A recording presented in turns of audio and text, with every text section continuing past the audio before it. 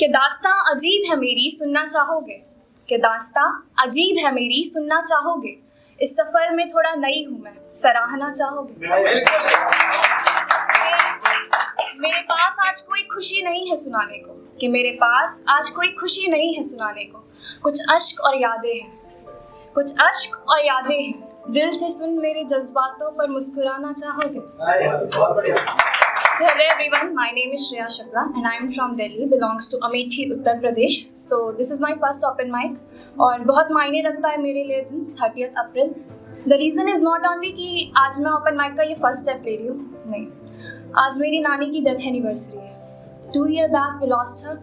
Covid की वजह से और मैं उन्हें लास्ट गुड बाय भी नहीं बोल पाई थी। तो इवन मैं आपको जो सुनाने वाली हूँ वो भी उन्हीं को डेडिकेटेड है, तब उन पर लिखा था। तो शुरू करने से पहले अगर मैं नानी के बारे में कुछ बोलूँ तो हम सब के लिए नानी बहुत स्पेशल होती है ना। और नानी का घर बिना नानी के अज्यूम भी करना कितना हर्ट करता है। अब ना वो घर नहीं लगता, बस एक हवेली है सूनी सी। और सुनेगा कि उनके जाने के बाद उस हवेली में मैं पहली बार घुसी थी, कि उनके जाने के बाद उस हवेली में मैं पहली बार घुसी थी और यकीन मानो उस जगह मैं बस यादों से घिरी रोती खड़ी थी। शुरू करती हूँ मैं यहीं से कि कविता का शीर्षक है कि बहुत याद आती हैं आप हमें, बहुत याद आती हैं आप हमें, कि हर पल हर वक्त बहुत याद आती है आपकी,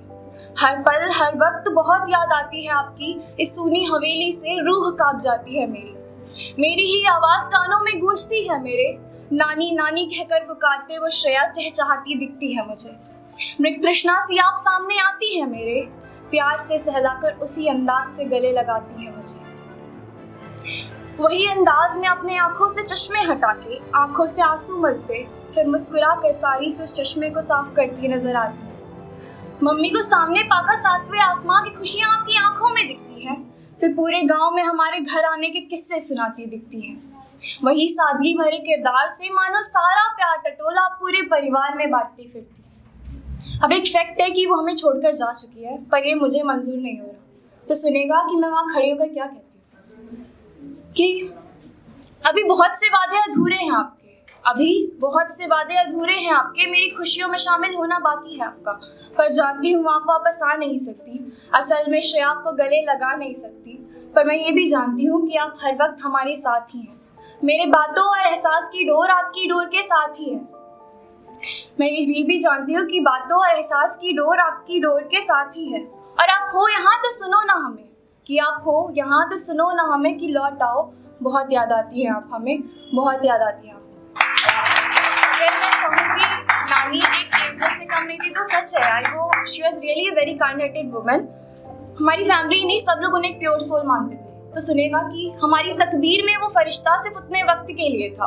कि हमारी तकदीर में वो फरिश्ता सिर्फ उतने वक्त के लिए था, स्वर्ग में बैठे उन विधाताओं को भी आपके प्यार का बेसब्री से इंतजार था।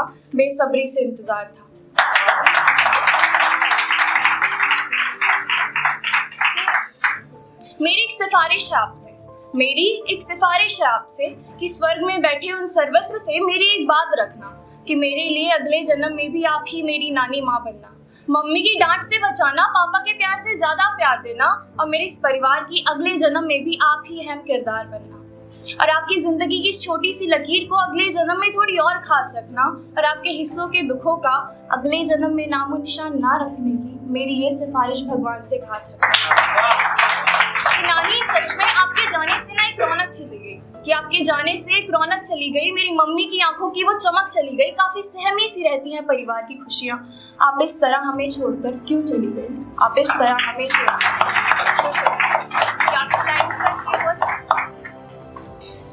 आखिरी लाइन है कि याद नहीं करती क्या आप हमें, कि याद नहीं करती क्या आप हमें, या पहले सा प्यार नहीं करती आप हमें, कि लौट आओ ना, बहुत याद आती है आप हमें, बहुत याद आती है आप हमें। I don't know आप कितना कनेक्ट कर पाएंगे इससे, पर मेरे दिल के बहुत करीब थी तो सुनाना ही था मुझे। इससे अलग मैंने कुछ याद के ऊपर लिखा है कि आप सबकी ज़िंदगी में कोई ना कोई शख्स या फिर कोई याद ऐसी होगी जहन में जो रह गई होगी, मिटी नहीं अभी तक। तो सुनिएगा कि एक पुरानी याद है, कि एक याद मुझे इतना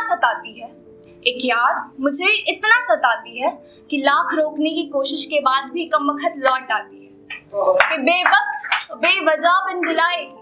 कि बेवक्त बेवजह बिन बुलाए ही वो मेरा दर्द बन आंखों से बहती जाती है, और ना जाने क्यों इतना बहने के बावजूद भी मिटने की वजह कमबख्त गहरी होती जाती है, गहरी होती जाती है। कि मेरी आंखों की लाली भी क्या उसे इतनी रास आती है, कि मेरे आंखों की लाली भी क्या उसे इतनी रास आती है, कि बेवक्त बेवजह बिन बुलाए वो लौट आती है, बस लौट आती है।